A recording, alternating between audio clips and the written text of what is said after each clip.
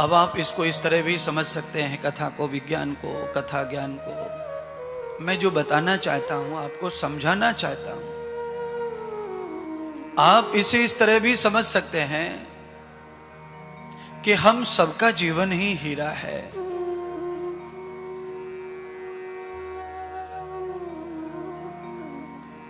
जिसकी जहां श्रद्धा होती है वही उसका भगवान होता है। आप लोगों की श्रद्धा यहां है तो आपके लिए यही भगवान है। आपकी श्रद्धा और कहीं है, वहां भगवान है। आपके अंदर कहां वैल्यू है, आप किसको कीमत दे रहे हैं, वही तुम्हारे लिए सब कुछ है।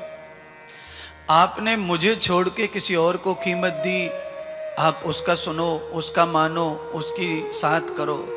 उसको छोड़ के और वही कहीं कीमत दोगे, जानोगे, किसी को मान्यता दोगे, वहां उसका सुनोगे, उसकी मति, उसका संग, उसकी सपोर्ट। ये संग जीवन में हमेशा चलता रहना है, हमेशा चलेगा। ये कभी एक जैसा नहीं रहेगा। आदमी को जहां से भी अज्ञान, बस अज्ञान भरा कोई सुख प्राप्त होता है, आदमी कुछ समय के लिए उसका ही हो जाता है।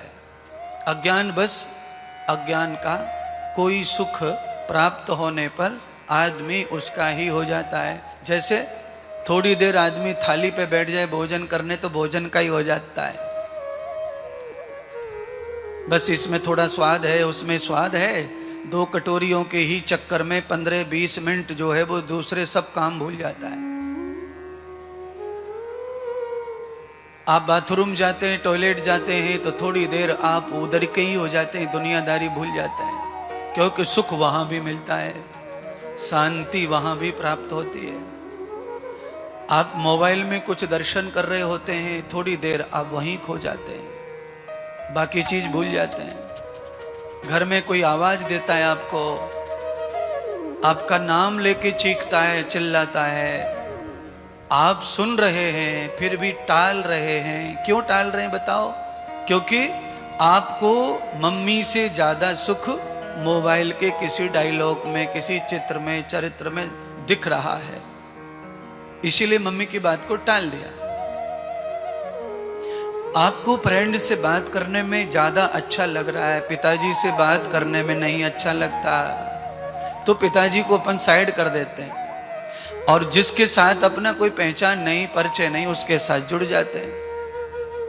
कितने भी जुड़ जाते हैं, कितना भी जुड़ सकते हैं, जीवन भी तबाह कर सकते हैं और जीवन अर्पण भी कर सकते हैं, इतना जुड़ जाते हैं। पिताजी, माताजी सब साइड में रह जाते हैं। ये सब है क्या? ये सब है थोड़ी देर, थोड़े समय, और थोड़े समय के बाद में जब सब चीजों का दर्शन होता है दुनिया का, तब एहसास होता है कि हम कहाँ आ गए, हम कहाँ चले गए, हमारी जिंदगी कहाँ जुड़ गई और हमारे जीवन में ये उत्पात कैसे खड़े हो गए। ये हमारा तुम्हारा सबका है दिनचर्या, पूरे मानव समाज की दिनचर्या है ये।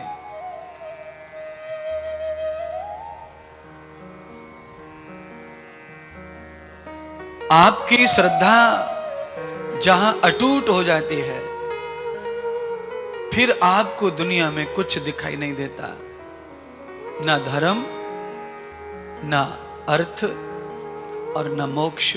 वो चाहिए ही नहीं हमको। फिर ना हमें धर्म चाहिए, ना अर्थ चाहिए, ना मोक्ष चाहिए, हमें कुछ नहीं चाहिए। फिर हमें क्या चाहिए? हमें वो चाहिए अज्ञानवश मिला हुआ सुख, उसमें ही हम पागल, उसमें ही अंध हो जाते हैं और ऐसे अंधकूप में जाकर गिरते हैं कि वहां से फिर लौटना बहुत कठिन हो जाता है।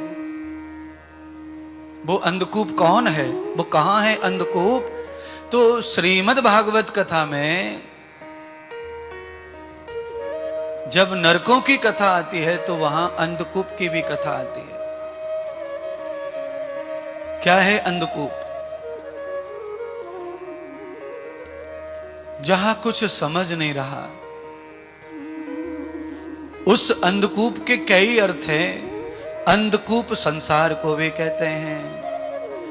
आप कभी कथा पढ़ेंगे, सुनेंगे तो श्रीमद् भागवत कथा या ब्रह्म पुराण या शिव कथा का रुद्र संहिता, आप ये तीनों जगह पर ये प्रमाण देखेंगे कथा पढ़ते पढ़ते कि अंधकूप भगवान सुखदेव जी का और व्यास जी का संवाद हो रहा है भागवत में, और सुखदेव जी का विवाह करना चाहते हैं व्यास जी।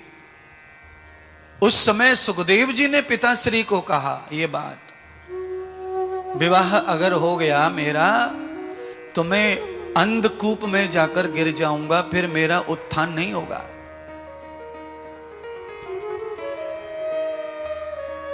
वेद व्यास बहुत महाज्ञानी, और वेद व्यास जी को श्री सुखदेव यानी कि स्वयं शिव अवतार, ज्ञान का अवतार, त्रिनेत्र भगवान शिव ये कह रहे हैं कि मैं भवकूप में चला जाऊंगा, मैं अंधकूप में चला जाऊंगा मेरा विवाह हो गया तो, और दुर्लक्ष्य हो जाएगा मेरे लक्ष्य का, और मेरे हाथ में हीरा आते ही टूट जाएगा, वो कांच के टुकड़ों में बिखर जाएगा मेरा जीवन।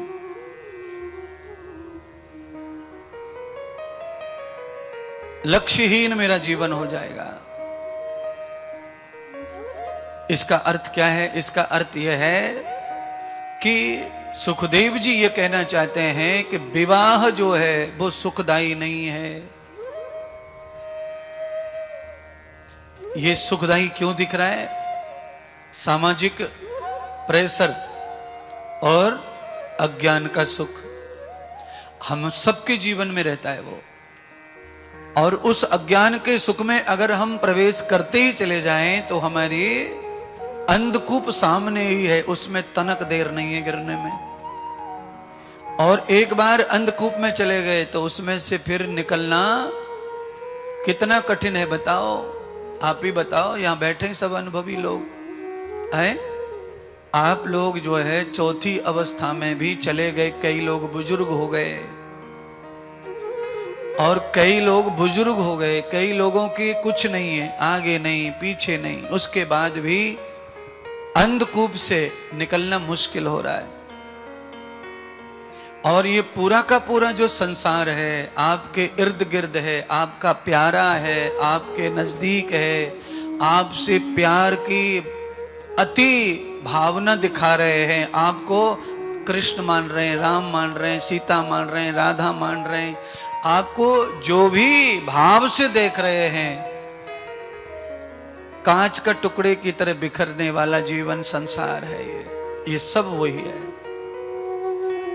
आदमी के जब आप स्वार्थ पर चोट पहुंचा देंगे तो वो आपका नहीं रहेगा।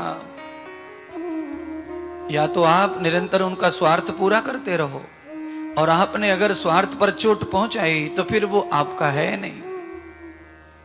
चाहे वो आपका पति हो, पत्नी हो, बेटा हो, बेटी हो, शिष्य हो, जो हो, जिनको ज्ञान नहीं है ठीक से। जौहरी को क्या ज्ञान है? जौहरी को केवल हीरा का ही तो ज्ञान है, बाकी जौहरी को भी दूसरी चीजों का ज्ञान नहीं होता है। भाई जौहरी को हीरा का ज्ञान है, वो हीरे को पहचान लेगा, मान लिया, और वो हर व्यक्ति जौहरी होता है जो हीरे को पहचान लेता है। सूरत में चले जाओ, सूरत में केवल सुनहर जाति के लोग हीरा नहीं घिस रहे, हमारे महाराष्ट्र के दुनिया भर के जादव, पाटिल, पटेल सब घिस रहे, वहां लगे पड़े दुनिया भर का। अब जिनको हीरे का बोध हो गया है वही जौहरी है। जौहरी माने वो नहीं है, कोई जाति वाति का बात नहीं है। जौहरी का अर्थ है जिसको हीरे का नॉलेज हो गया। कितने करोड़ लोग ऐसे हैं जो ग्रंथ शास्त्र पढ़े हुए लोग हैं फिर भी अंधकूप में पड़े हुए हैं। ये जौहरी है। जिनको नॉलेज है, इनको वैल्यू मालूम है अपनी, तो भी अंधकूप में पड़े।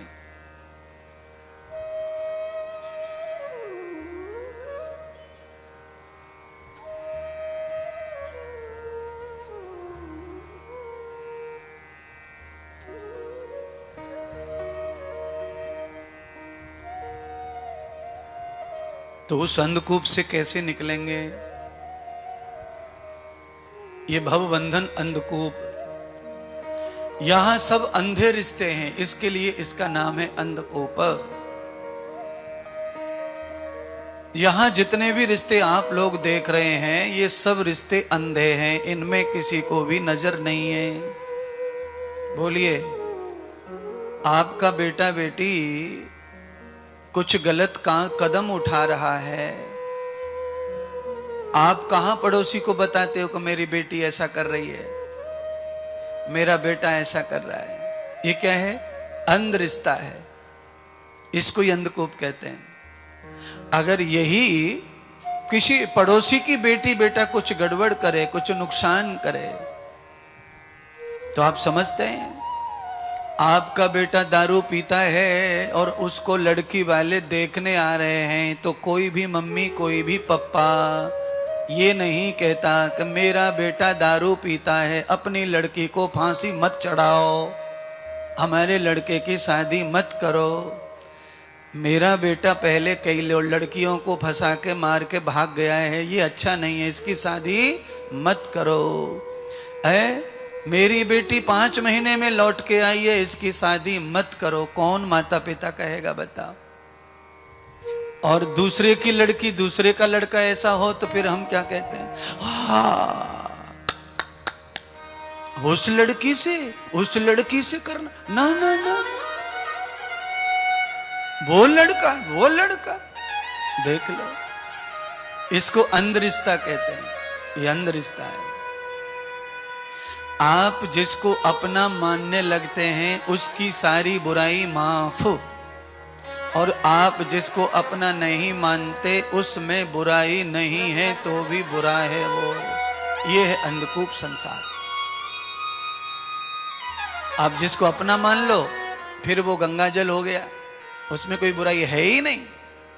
और आप जिसको अपने दिमाग में और दिल में से निकाल दो फिर उसमें बुराई के अलावा कुछ है ही नहीं।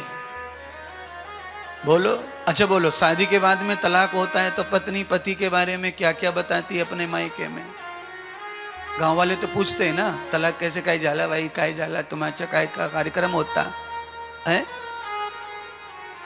कौन पूछता नहीं तो बताओ, सब पूछते कई भानगढ़ होला है। अब पत्नी क्या बोलती है, लड़की क्या बोलती है? कई भानगढ़ नहीं होता, ते ऐसे होते, ते ऐसे होते, सासू भाई ऐसी होती और ऐसा था, देवरानी ऐसी थी, जेठानी ऐसी थी। फिर लड़के वालों को पूछो, ससुराल वालों को, दूल्हा को पूछो कि भाई कैसे तलाक हो गया, क्या बात हो गई? तो लड़के वाले कहते हैं कि तलाक का तो कारण वही है, लड़की अच्छी नहीं थी और बस रात रात भर फोन पे बात करती थी, फलाना करती थी, डिकाना करती थी, और हम जिनको बता रहे होते हैं उनको कुछ भी पता रहता नहीं है। तो आप अलग से किसी को कुछ भी बता दो, लोग वही मानने लग जाते हैं। तो अपने पक्ष को क्लियर रखने के लिए लोग ऐसा करते हैं, लड़की वाला ऐसा करता है, लड़के वाला ऐसा करता है, यानी कि परदोष, दूसरे पे दोष मढ़ते हैं। क्योंकि हमारा पक्ष क्लियर होना, साफ सुथरा होना, हमें लोग बुरा नहीं माने, लोग हमारे बारे में बुरा ना सोचें।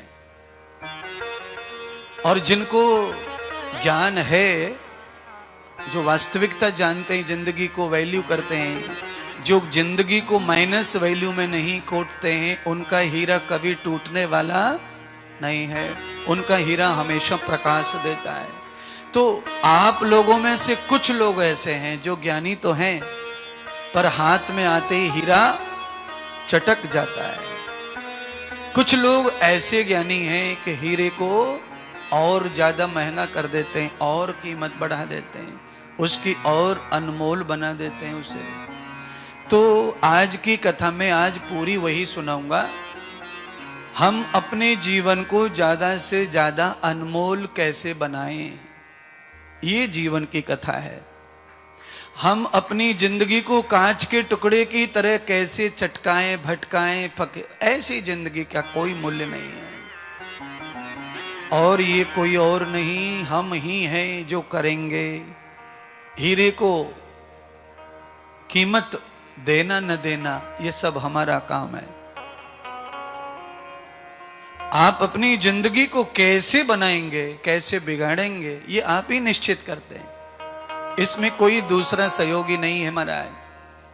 केवल आप अकेले ही अपनी जिंदगी का निर्माण और विनाश करते हैं। आपके द्वारा ही आप घटिया बन जाते हैं और आप अच्छे बन जाते हैं। किसी के कहने से घटिया हो नहीं सकते और किसी के कहने से अच्छे भी नहीं हो सकते। अच्छा बोलो, सोने जैसी दिखने वाली हर चीज सोना होती है क्या? नहीं होती है। अच्छा, शादी ब्याहों में नीचे से ऊपर तक दुल्हन लदी रहती है सोने से, कम से कम 3 किलो सोना।